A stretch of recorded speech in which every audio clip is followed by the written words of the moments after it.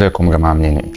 طبعا دلوقتي انا عارف ان انا بقالي كتير ما عملتش فيديوهات، وطبعا بعتذر عن الموضوع ده، بس عشان انا انتوا عارفين فتره الامتحانات وكده، فالواحد كان صعب قوي ان هو يصور اي حاجه ويتكلم عن اي حاجه في الفتره دي، يعني بالذات إن الدنيا كانت مضغوطه شويه. بس ان شاء الله طبعا نعمل فيديوهات كتيره الفتره الجايه، ونرجع لكم اقوى واقوى بكتير. بس ان شاء الله طبعا الحلقه الجايه تبقى فيلم ذا فلاش. لو حد يعني عايز يعرف فيلم ذا فلاش شفته ولا لا، انا فيلم ذا فلاش ان شاء الله ممكن الحلقه الجايه. بس الحلقه دي زي ما انتم عارفين من التايتل قائمه رسم الافلام العيد.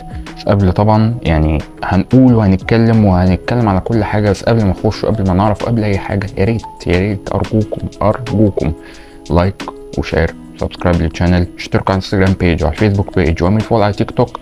ويلا بينا بقى نعرف ايه هم الافلام اللي هتنزل في العيد.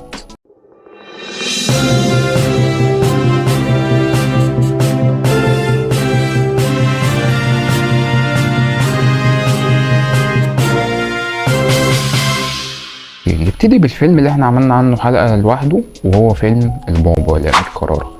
الفيلم ده طبعا انا مش هقول شرغي كتير واقول عنه تفاصيل، بس طبعا الفيلم المفروض ان هو هيبقى فيلم اكشن كوميدي وكده. طبعا التريلر الرسمي بتاعه نزل من كام امبارح تقريبا او اول امبارح، بس طبعا يعني انا اقدر اقول ان انا مش متشوق له قوي، بس عندي فضول اعرف ايه الدنيا وايه الموضوع هيبقى عامل ازاي وكده. بس ان شاء الله يعني لو حابين نخشوا بقولوا لي في الكومنتس تحت، وانا بقى ايه اخش واشوفه ونعمل عنه ريفيو يعني.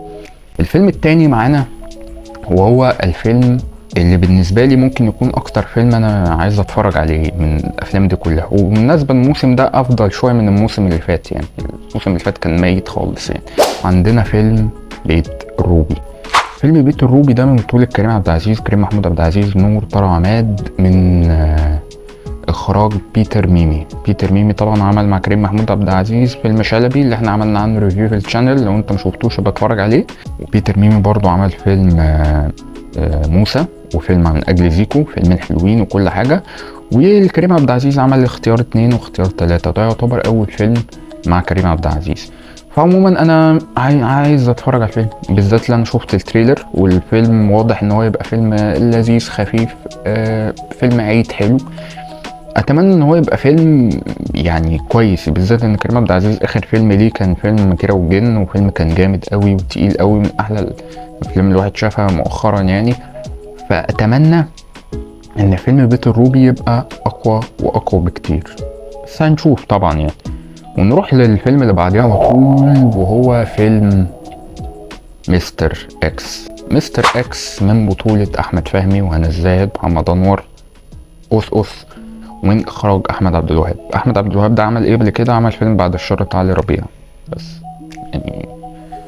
والصراحة انا في نقطة ممكن ما تخلينيش متشوق للفيلم، ان المخرج عمل فيلم بتاع علي ربيع، وافلام علي ربيع انتوا عارفين عادة ما بتبقاش افلام اللي هي حلوة قوي يعني.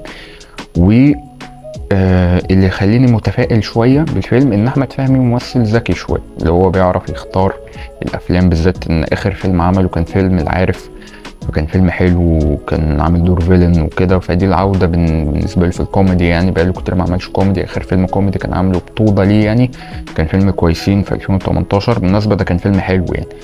ف تمام يعني عايز اتفرج على الفيلم وعندي فضول اعرف ايه الدنيا يعني وكل حاجة.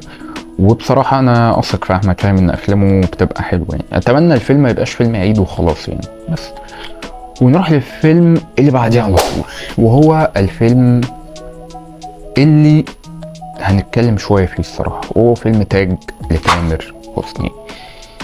ماشي، فيلم تاج بطولة تامر حسني طبعا، ومقالوش اي تفاصيل تاني يعني. انا مش لاقي تفاصيل غير ان الفيلم بطولة تامر حسني وتأليفه واخراج المخرجة سارة وفيق اللي عملت له فيلم مش انا. وبالمناسبة فيلم مش انا فيلم كويس، هو بس كان فيه شوية مشاكل في المونتاج وكده، بس هو كان فيلم اوفرول كان فيلم حلو يعني. كان فيه قصة واحمد تامر حسني كان بيمثل حلو في الفيلم، فكان فيلم لذيذ يعني. وانا بصوا انا افلام تامر حسني انا بحبها يعني، انا ما عنديش مشكله مع افلام تامر حسني باستثناء فيلمين عليهم قبل كده. فيلم بحبك اللي نزل كان ما عجبنيش الصراحه، وفيلم اهواك. الفيلمين دول بالنسبه لي حط لي اي فيلم لتامر حسني اتفرج عليه، اي فيلم ايا كان ايه هو، بس ما اتفرجش على الفيلمين دول بالذات، ما بحبهمش، ما عنديش يعني قابليه ان انا اتفرج عليهم بصراحه. بس المشكله ان الفيلم ده فيلم سوبر هيرو، وسوبر هيرو الموضوع ده اتعمل قبل كده في الرجل العناب، وهم كانوا مش قاصدين يطلعوا جرافيكس وحشه بس هي طلعت منهم وحشه، فعشان المسلسل كان كوميدي وكان بيضحك وكده فعدى. ومع ذلك المسلسل منجحش في وقت عرضه، بس بعد كده يعني الناس اتفرجت عليه وبتحبه عشان هو بيضحك. لكن المشكله ان مؤخرا افلام تامر حسني ما بقتش هي الكوميديه اللي بتضحك. فيا اما الفيلم يبقى كوميدي ولذيذ وحلو ويضحك الناس، يا اما واتمنى يا اما التانية دي تبقى هي اللي موجودة في الفيلم، ان السي جي اي والجرافيكس تبقى حلو في الفيلم ويبقى في قصة كويسة. اتمنى في الموضوع ده الصراحة، لان احنا بقالنا كتير قوي يعني نفسنا نشوف حاجة سوبر هيرو. ممكن نكون شوفناها شوية في فيلم موسى، على الرغم ان فيلم موسى مش احسن حاجة تشوفها يعني، بس كان فيلم حلو، السي جي اي كان كويس، روبوت، الحاجات دي كلها. فانا اتمنى ان فيلم تاج لتامر حسني يبقى فيلم حلو، ويبقى فيلم مختلف، ويبقى فيلم كويس. وكده كده الفيلم هينجح، وكده كده الفيلم هيتشاف، وكده كده الناس كلها هتخش الفيلم.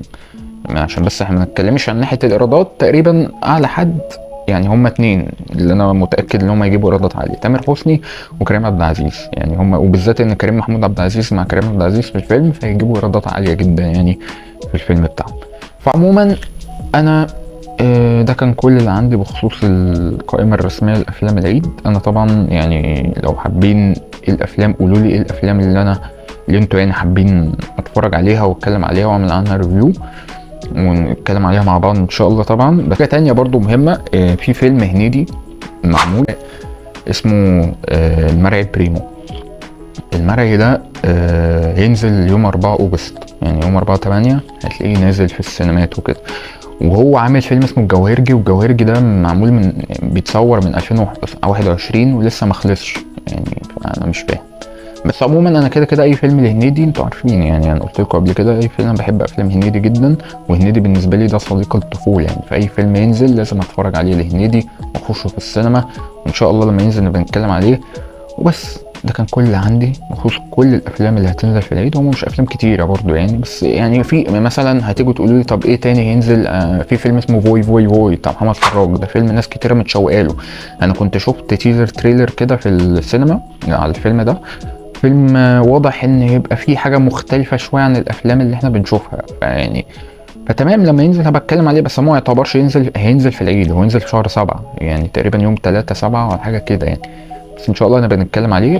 بس يعني ده كان كل ما عندي بخصوص افلام العيد ان شاء الله يعني. كل سنه وانتم طيبين. اتمنى تقولوا لي ايه الافلام اللي عايزين نشوفها ونتكلم عليها مع بعض، ونعمل ريفيو ونتكلم ونتناقش وكل حاجه. نحترم طبعا يعني، بس طبعا نحترم اراء بعض يعني، دي اهم حاجه. اتمنى يكون الفيديو عجبكم. لو عجبكم الفيديو يا ريت تعملوا لايك وشير سبسكرايب للشانل. اتمنى يكون الفيديو عجبكم. باي باي.